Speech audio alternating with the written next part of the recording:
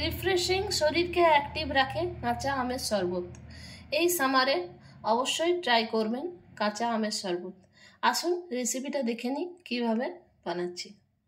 নমস্কার বন্ধুরা, বাঙালি হাউস রেসিপিতে আপনাদের সবাইকে স্বাগত। আজকে আমার রেসিপি হলো কাঁচা আমের শরবত। এই রেসিপিটা যদি আপনাদের ভালো লেগে থাকে লাইক শেয়ার সাবস্ক্রাইব করবেন। আজকের রেসিপির জন্য নিয়েছি কাঁচা আম, ছোট ছোট কাঁচা আম, যেগুলো ভেতরে আঁটি হয়নি সেই আমগুলো।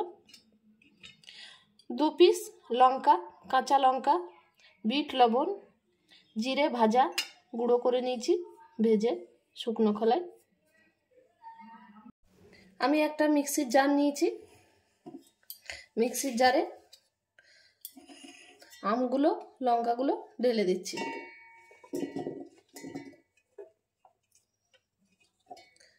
পুদিনা পাতা দিচ্ছি, লেবুর রস দিয়ে দিচ্ছি। লেবুর রসটা আপনারা কম বেশি করতে পারেন, যদি আরও টক বেশি খেতে চান তারও বেশি লেবুর রস দেবেন।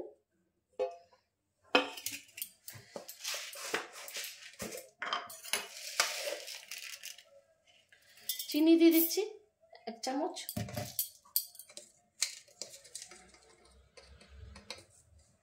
বিট লবণ দিচ্ছি 1/2 চামচ, জিরে ভাজা দিচ্ছি 1/2 চামচ। খুব ভালোভাবে পেস্ট করে নিচ্ছি।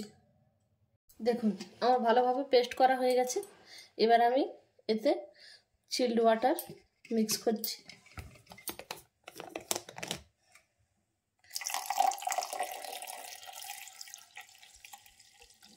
এটা দিয়ে আমি আরেকবার মিক্সির জারটা ঘুরিয়ে নিচ্ছি।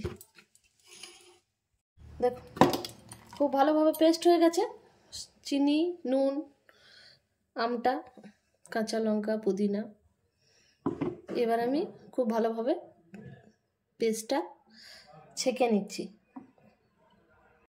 এই দেখুন খুব ভালোভাবে আমার ছাঁকা হয়ে গেছে শরবতটা। এবার আমি আইস দিচ্ছি।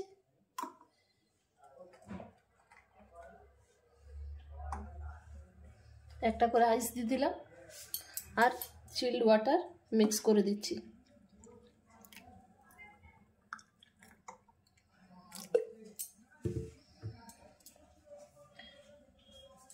একটু সাজিয়ে দিচ্ছি লেমন দিয়ে।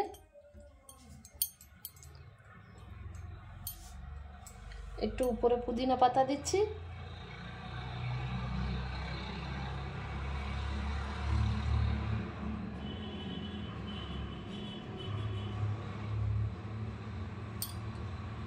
আমার কাঁচা আমের শরবত রেডি। রিফ্রেশিং কাঁচা আমের শরবত, লাগছে না লোভনীয়, খেতেও টেস্টি। এইভাবে আপনারা কাঁচা আমের শরবত বানিয়ে আপনজনকে খাইয়ে এনজয় করতে পারেন। খুবই টেস্টি হয় এই কাঁচা আমের শরবত, শরীরকে ঠান্ডা রাখে। এই সামারে একবার নিশ্চয়ই ট্রাই করে দেখবেন আমার এই রেসিপিটা। আশা করছি ভালো লেগেছে আমার রেসিপিটা। ভালো লাগলে আমার চ্যানেলকে সাবস্ক্রাইব করবেন।